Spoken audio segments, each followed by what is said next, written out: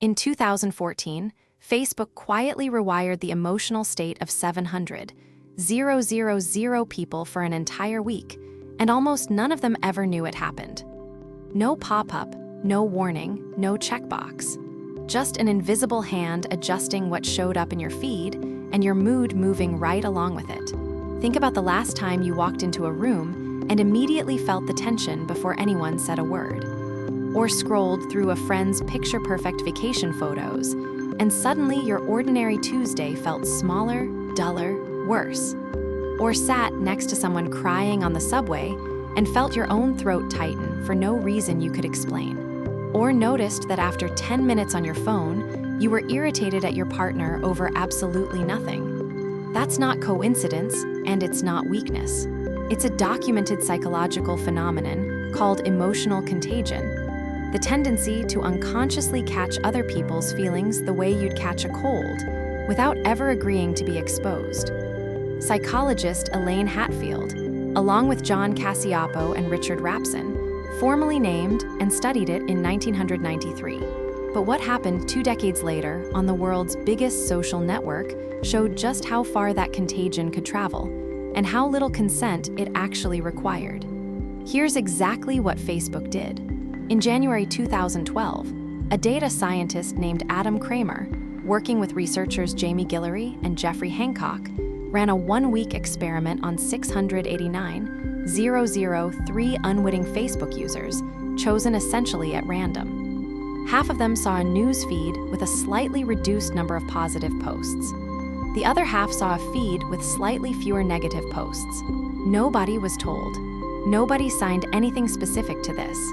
Just an algorithm quietly filtering what your friends' updates showed up, tweaking the emotional ratio by a small percentage. When the results were published in the Proceedings of the National Academy of Sciences in 2014, they were genuinely startling. People shown fewer positive posts started writing measurably more negative status updates themselves, and people shown fewer negative posts started writing more positive ones. Your own mood and your own words weren't just being reflected on the screen. They were being shaped by it, without your feed ever showing you a single sad or angry human face in person, just text on a scrolling timeline. Have you ever put your phone down after 20 minutes of scrolling and realized your mood had completely shifted, but couldn't point to a single specific post that caused it? But emotional contagion doesn't need an algorithm behind it. It can happen in a plain office with folding chairs and fluorescent lights. In 2002, Yale management professor Sigal Barsade ran a study where small groups of strangers were brought together to divide up a hypothetical bonus, a task that required real negotiation and cooperation. Hidden inside each group, unknown to the other participants, was a trained actor instructed to display either upbeat, cheerful energy or grumpy, low-energy irritation. Never saying anything overtly emotional out loud, just carrying the mood in tone of voice, posture, and facial expression. Within 20 minutes, the entire group's measured mood, and even how cooperatively and generously they negotiated the money, had shifted to match the actor planted among them. One person, saying nothing explicitly emotional, changed the emotional temperature and even the financial decisions of the whole room. Have you ever noticed one coworker walk in irritated in the morning, and by lunch, the whole team is snapping at each other for no clear reason at all? So why does your brain do this so easily, whether the source is a scrolling feed of strangers or one coworker's slumped shoulders?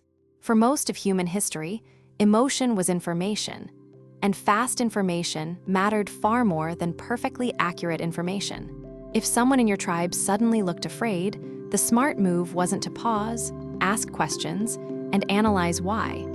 It was to feel a flicker of that same fear yourself and get your body ready to run, because a predator rarely waited around politely for you to finish thinking it through.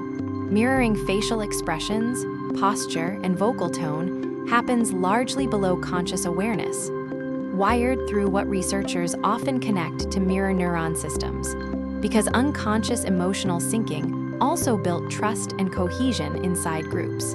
A tribe that felt joy together and grieved together, survived and cooperated better than a tribe of emotionally isolated individuals, each managing feelings alone. The problem is that this ancient shortcut can't tell the difference between a real threat standing next to you around a fire and a curated, algorithm-selected slice of 700,000 strangers carefully filtered best or worst days.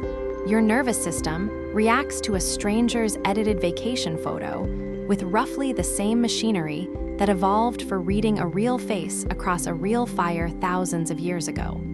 So here's the practical move, and it takes about 2 seconds. The next time your mood shifts and you can't immediately explain why, run this gut check. Ask yourself, did this feeling arrive right after I opened an app, walked past someone specific, or read something online? Or did it actually start with me before any of that? You're not trying to suppress the emotion or pretend it isn't real, just trying to trace where it actually came from before you act on it, post about it, or take it out on the next unlucky person you talk to. Naming the source of a feeling is often enough, on its own, to loosen its grip on whatever you do next. So tell me, has someone else's mood ever completely hijacked your entire day, good or bad, and you didn't even realize it until hours later looking back? Or is there someone specific in your life who's basically your personal emotional thermostat, who can walk into any room and shift the whole mood in seconds flat? Tell that story in the comments and tag them if you're brave enough. They honestly deserve to know the power they have over a room.